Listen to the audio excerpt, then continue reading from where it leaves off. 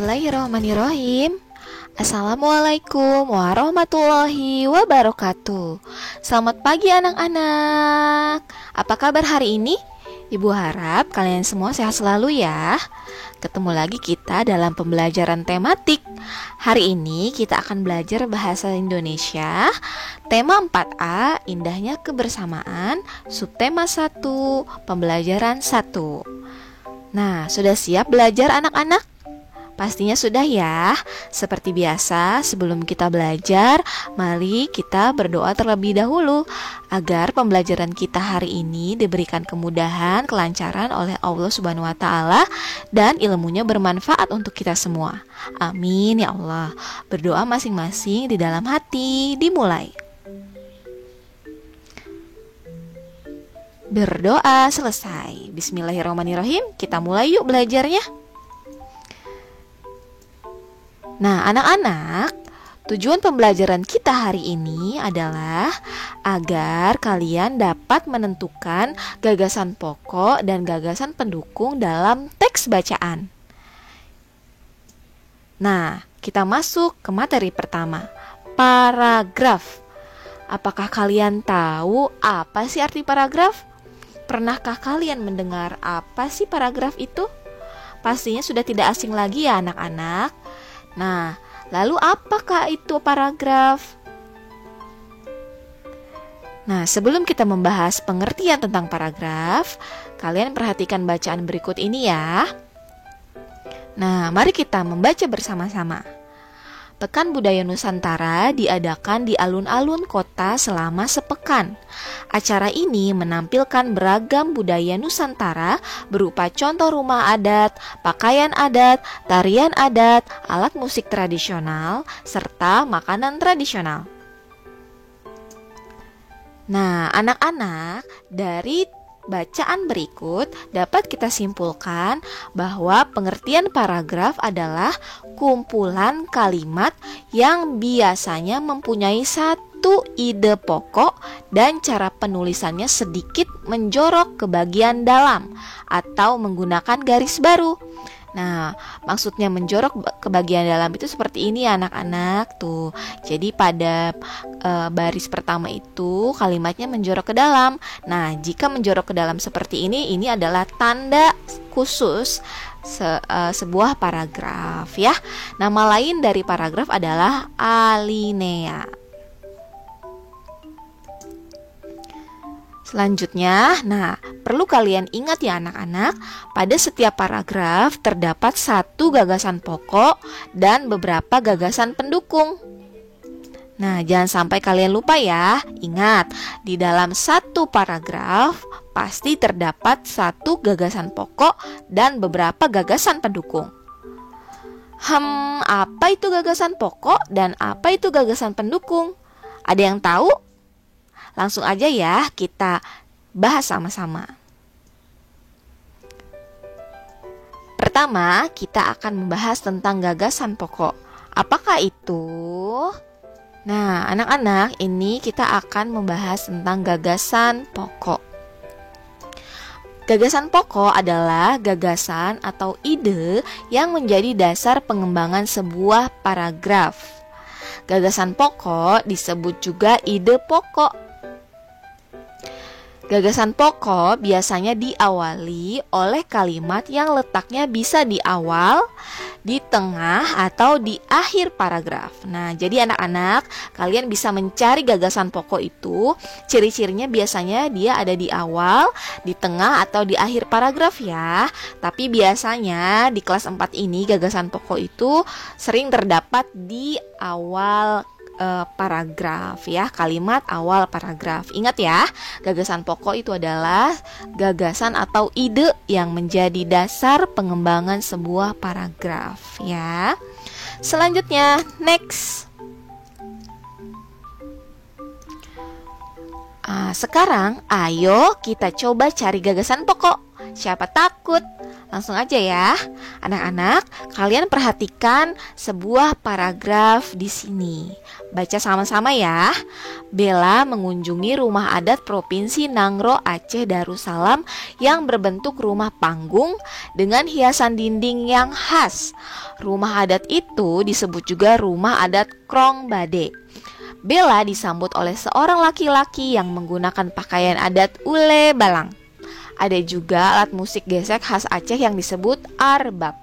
Nah, dari satu paragraf ini kita akan mencari gagasan pokoknya. Kira-kira apa ya gagasan pokoknya?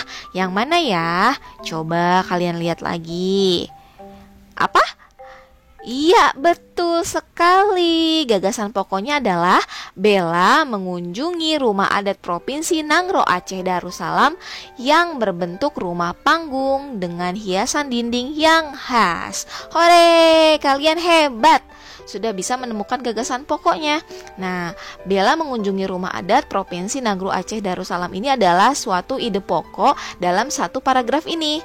Bisa dilihat ya, intinya pada paragraf ini adalah Bella sedang mengunjungi rumah adat Provinsi Nangro Aceh Darussalam. Nah, sekarang kita lanjut ya. Selanjutnya kita coba lagi ya anak-anak.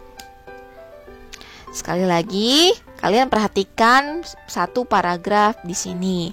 Provinsi Jawa Tengah juga memiliki alat musik tradisional yaitu gamelan. Gamelan digunakan untuk mengiringi tarian-tarian tradisional dan lagu daerah. Gendang, goong, dan kenong termasuk gamelan. Perpaduan alat musik gamelan menghasilkan alunan musik yang lembut. Nah, coba kira-kira apa ya gagasan pokoknya dari paragraf ini? Kira-kira lagi ngomongin tentang apa ya? Iya, betul, lagi membicarakan atau membahas tentang gamelan ya. Maka gagasan pokoknya adalah, ya, betul sekali. Kalimat yang pertama, Provinsi Jawa Tengah juga memiliki alat musik tradisional yaitu gamelan. Nah, ini adalah ide pokoknya dari satu paragraf yang sudah kita baca itu ya anak-anak. Oke, paham? Selanjutnya kita bahas tentang gagasan pendukung. Apa sih itu gagasan pendukung? Kalau ada gagasan pokok, pasti ada gagasan pendukung. Kira-kira apa ya gagasan pendukung? Nah, gagasan pendukung atau gagasan penjelas adalah suatu uraian atau informasi tambahan yang melengkapi gagasan pokok. Nah, informasi tambahan yang melengkapi atau menjelaskan gagasan pokok, atau bisa juga diartikan sebagai kalimat yang menjelaskan dan melengkapi gagasan pokok secara detail ya. Jadi kalimat-kalimat yang menjelaskan atau melengkapi gagasan pokok yang sudah ada itu secara detail lagi. Begitu anak-anak.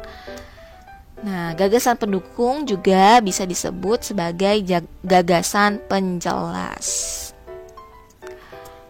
Oke, kita coba ya anak-anak. Kita coba cari gagasan pendukungnya.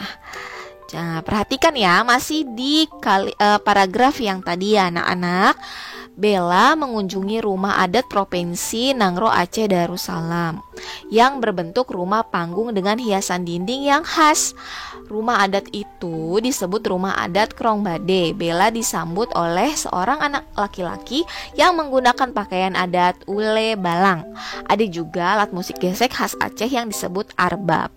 Nah, kira-kira apa sih atau yang mana gagasan pendukung? Tadi kita sudah menemukan gagasan pokok ya. Gagasan pokoknya ada di kalimat pertama ya. Ini gagasan pokoknya ada di kalimat pertama ini ya anak-anak. Nah, sekarang yang mana kira-kira gagasan pendukungnya? Gagasan pendukung itu ingat ya, tadi kalimat yang menjelaskan kembali ya ide pokok atau gagasan pokoknya ya. Kira-kira yang mana? Betul sekali anak-anak. Ini dia gagasan pendukung. Kalimatnya adalah Bella disambut oleh seorang laki-laki yang menggunakan pakaian adat ule balang, dan juga ada juga alat musik gesek khas Aceh yang disebut arbab. Nah, kalimat-kalimat selain gagasan pokok ya, kalimat-kalimat selain gagasan pokok ini adalah gagasan pendukung ya. Seperti ini. Kalimat-kalimat yang lain selain gagasan pokok itu adalah gagasan pendukung. Termasuk ini ya, rumah adat itu disebut rumah adat Krong Bade. Nah, ini juga adalah gagasan pendukung. Ya anak-anak, karena gagasan pokoknya itu ini kalimat yang pertama ya.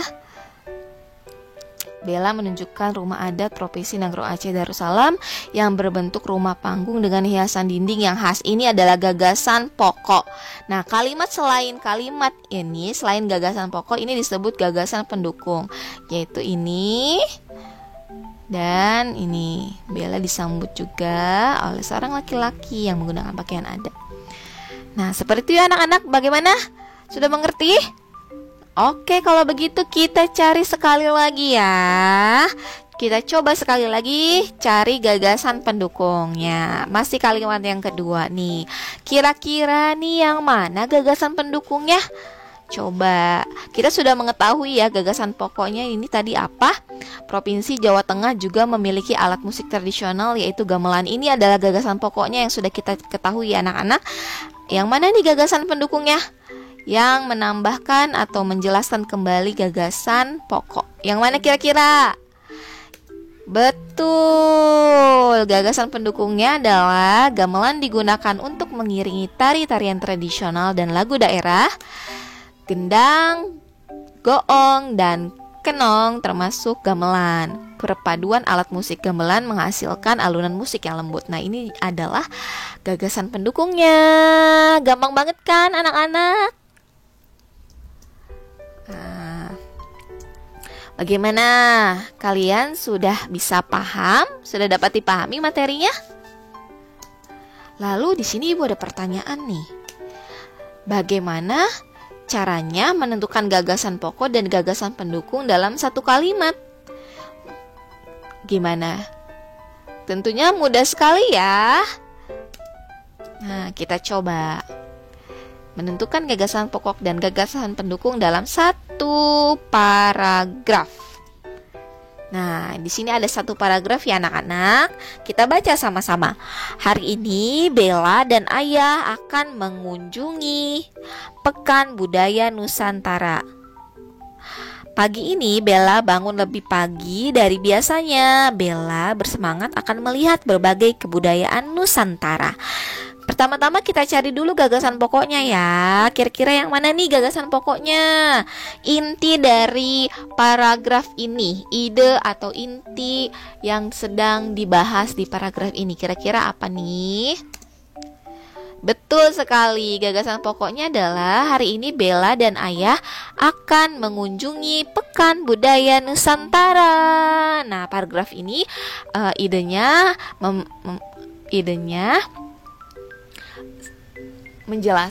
menjelaskan ya, ide pokoknya itu tentang Bella dan Ayah yang akan mengunjungi Pekan Budaya Nusantara.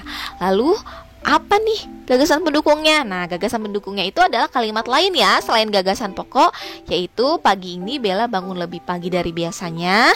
Bella bersemangat akan melihat berbagai kebudayaan Nusantara. Nah, ini kalimat-kalimat yang menjelaskan atau mendukung dari gagasan pokok ini. Gitu anak-anak, mudah sekali kan? Pasti kalian paham ya. Nah, kalian pasti udah paham ya anak-anak. Tenang aja, kalau misalnya kalian masih belum paham nih membedakan gagasan pokok dan gagasan pendukung, kalian bisa langsung tanya ya ke wali kelasnya. Jangan sungkan, langsung tanyakan saja kalau misalnya ada yang tidak dipahami. Atau kalian juga bisa komen di bawah ini ya. Sekarang kita masuk ke tugas hari ini. Tugasnya jangan lupa ya dikerjakan dan dikumpulkan langsung di Google Classroom. Oke?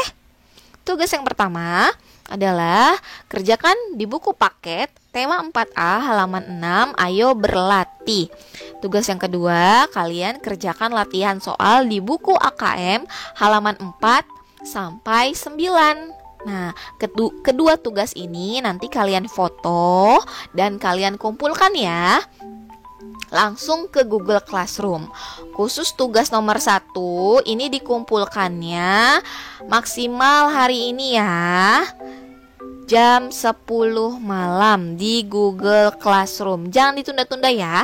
Untuk soal latihan AKM ini Ibu beri waktu 1 minggu ya.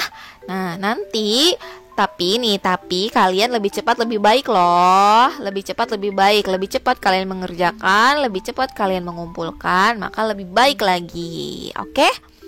Ingat anak-anak, jangan ditunda-tunda ya tugasnya. Semakin ditunda semakin menumpuk, nanti akan semakin berat. Kalian akan semakin sulit mengerjakannya. Oke anak pintar? Alhamdulillah, pelajaran kita hari ini sudah selesai.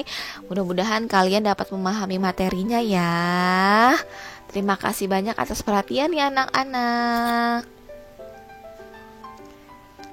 Sampai ketemu lagi di pembelajaran selanjutnya ya. Cerdas pikir, cerdas zikir, cerdas berkreasi. Tetap semangat, semangat belajar daring. Wassalamualaikum warahmatullahi wabarakatuh. Tetap semangat anak-anak. Dadah.